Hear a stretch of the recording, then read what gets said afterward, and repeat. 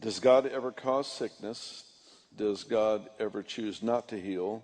What was Paul's thorn in the flesh? Jesus was, these are three really easy questions, which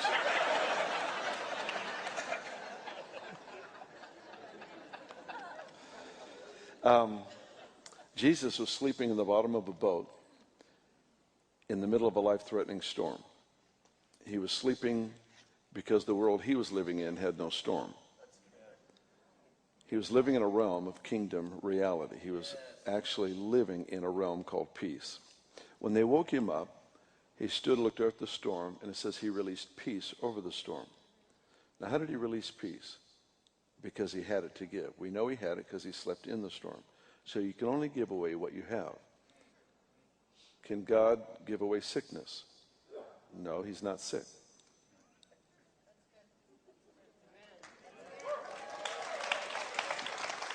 You can't give cancer if you don't have it. Question number 2.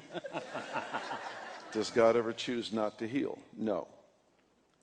God chose 2,000 years ago to make a purchase. Now, I bought a new car last fall, and I've got 10,000 miles on it. It's the will of God for my life. It's a Chevy Avalanche, leather interior, 4-wheel drive. Dead deer fit nicely in the back of the bed of the truck. It's a beautiful thing. When I bought it, I paid cash for it, which is the first time in my life I've been able to do that. I wrote a check. I paid for it. Now, what if I went back to the dealer and said, I've decided not to buy the car? He's going to laugh at me. He's going to say, you can park it, you can burn it, you can sell it, you can give it. You can drive it over a cliff, but you can't decide not to buy it because you already bought it. How can you decide not to buy what you've already paid for? 2,000 years ago, Jesus made a purchase. He does not decide not to heal people today. The decision 2,000 years ago was to heal. Either the payment was sufficient for all sin or no sin. Either the payment was sufficient for all sickness or no sickness. Healing and forgiveness work in tandem throughout the scripture. You will find them in the same phrase consistently because it was the basic same payment of headed to the cross, the stripes that he bore, the blood that he shed that dealt with sickness as well as forgiveness. There's a third element, though, thrown in there is the word poverty. In the word evil in the Gospel of Matthew, where it says, deliver us from evil, the word comes from the word pain.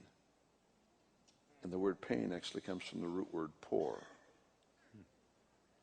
So the brushstroke of God's redemption was to wipe out the root of sin, the root of illness, and the root of poverty. So does he choose not to heal? No, he chose to do it a long time ago. What was Paul's thorn in the flesh? I don't know. Must have been annoying. I don't know. I have an opinion, but I don't think it was sickness. His deal. Neither do I.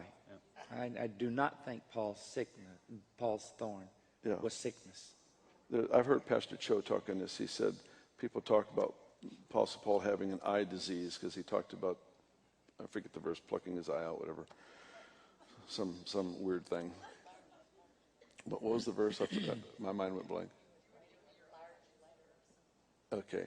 He talked about something to do with his eye, and he's actually using Asian. Remember, the Bible is not Western culture. It's Asian. It's Middle East. It's Eastern culture, and he was using Eastern idiom or proverb or phrase, and yet we take it to mean, well, he had an eye disease, and I don't think that was it. He had a whole bunch of other issues from Jews that traveled around wanting to kill him and give him intense issues, to his own memories of being involved in the slaying of many, many believers.